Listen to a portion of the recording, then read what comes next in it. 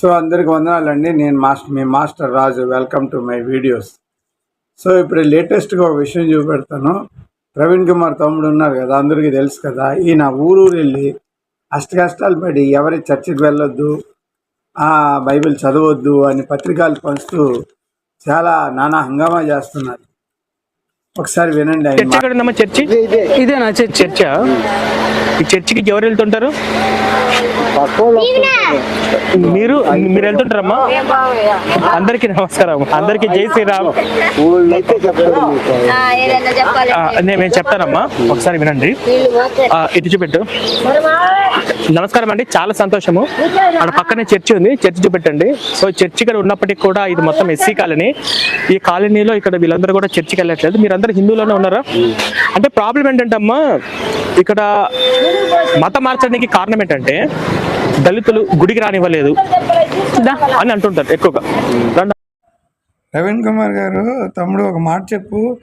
వాళ్ళని చర్చికి వెళ్ళొద్దు అంటున్నావు, ఎస్సీ కాలనీకి వెళ్ళి. వాళ్ళు చర్చికి కూడా వెళ్ళకూడదు, మరి గుడులు కూడా వాళ్ళకి రానివ్వరు. మరి వాళ్ళు ఏమవ్వాలి? వాళ్ళకి దేవుడు లేకుండా పోవాలా? రక్షకుడు లేకుండా పోవాలా? వారు పరలోకం వెళ్ళకూడదా? మరి వాళ్ళకి దేవుడు ఉండకూడదా?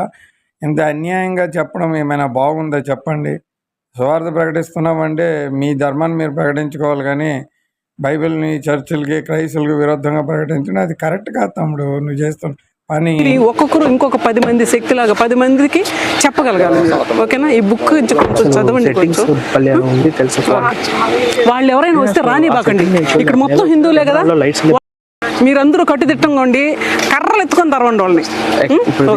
మీరందరూ కట్టుదిట్టంగా ఉండి కర్రలు ఎత్తుకొని తరవండి వాళ్ళని. విన్నారు కదా? అక్కడ ఒక స్త్రీ మాత్రం ఏమంటుందండి, ఎవరు రానివ్వద్దు, ఎవరైనా వస్తే కలిసికట్టుగా ఉండండి, కర్రలతో కొట్టి తరిమి వెంటబెట్టమని చెప్తుంది. మీకు మాట నేను చెప్తున్నాను, మరి అంతవరకు క్షేమంగా ఉన్నవారు, కలిసిమెలిసి ఉన్నవారిలో చిచ్చు పెడుతున్నారు ఎందుకు? క్రైస్తత్వం ఏమైనా యేసుప్రభువు నమ్ముకున్న వాళ్ళు ఏమైనా మన భారత భాషలు కారా? ఆ ఊరు సంబంధమైన వారు కారా? మరి వాళ్ళ ఆధార్ కార్డులు ఆ ఊర్లో లేవా? వాళ్ళ తాతలు ముందాతలు అక్కడ పుట్టలేదు. తెలుసుకోవాలి. మీరు చదవండి సార్. ఇది మీకు తెలుగు చదవడం బాగా వచ్చు కదా, చదవండి. ఎందుకంటే బైబిల్లో మంచి విషయాలు అంటే ఏమి లేవు.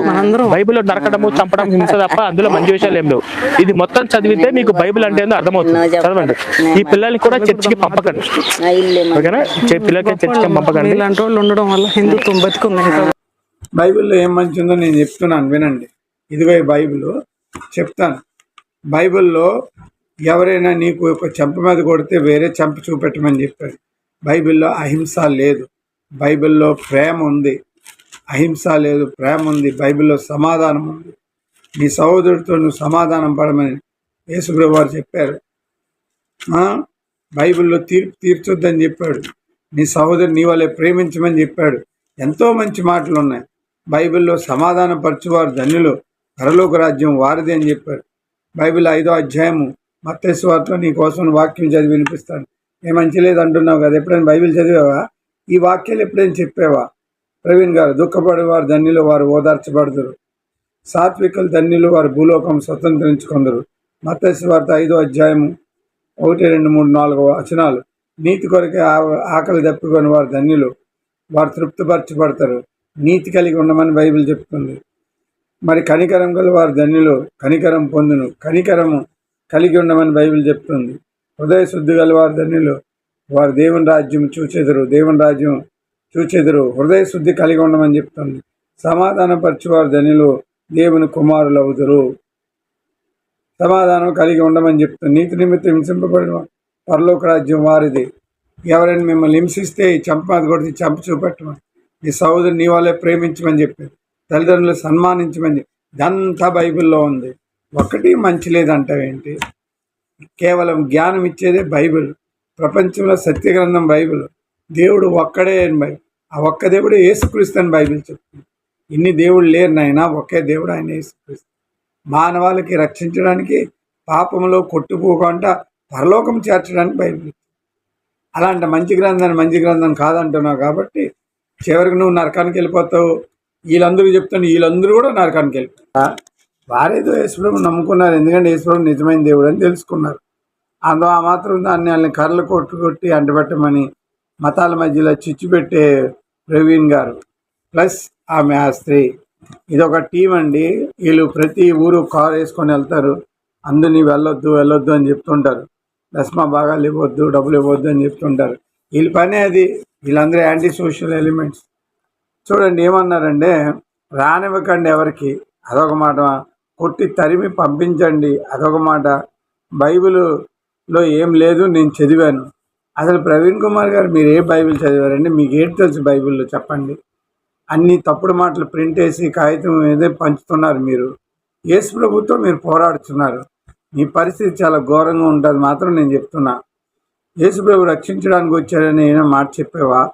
యేసు ప్రభు విశ్వాసం ఉంచి వారు నిత్య జీవం గలవారు అని బైబిల్లో వాక్యం ఉంది కదా. ఆ వాక్యం ప్రింట్ వేసి ఎప్పుడైనా చెప్పావా? చెప్పలేదు.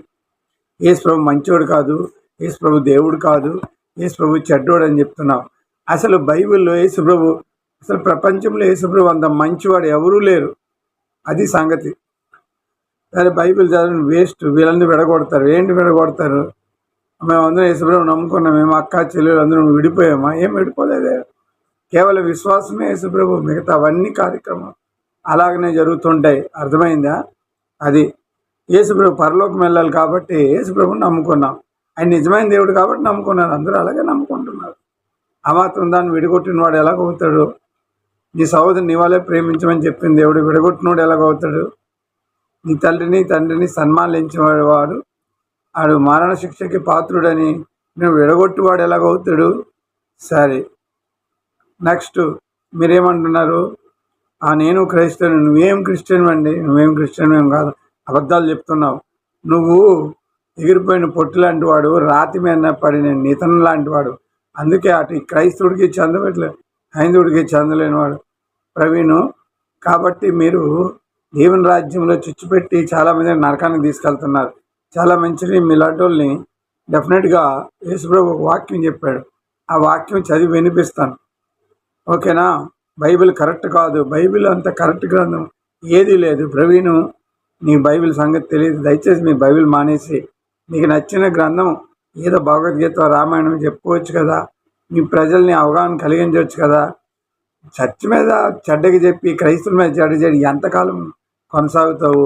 ఏదో నీ మత గ్రంథాలు చెప్పుకొని నువ్వు కొనసాగితే అది మంచిది. అలాగ ప్రేరేపణ చేసి వాళ్ళు బలపరచడం చాలా మంచిది. అందులో ఏం మంచి ఉంటే కదా నువ్వు చెప్పడానికి. మా బైబిల్లో మంచి లేదు, మీ గ్రంథాల్లో మంచి.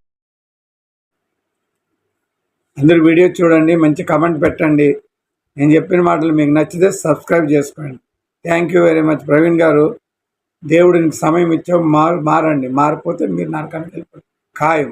అభ్యంతరపరిచే వారికి శ్రమ, ఎవరి మూలంగా అభ్యంతరం వచ్చినో వారికి మెడకి తిరగల రాయికెట్టి సముద్రంలో పడవేయట మంచిది అన్నాడు.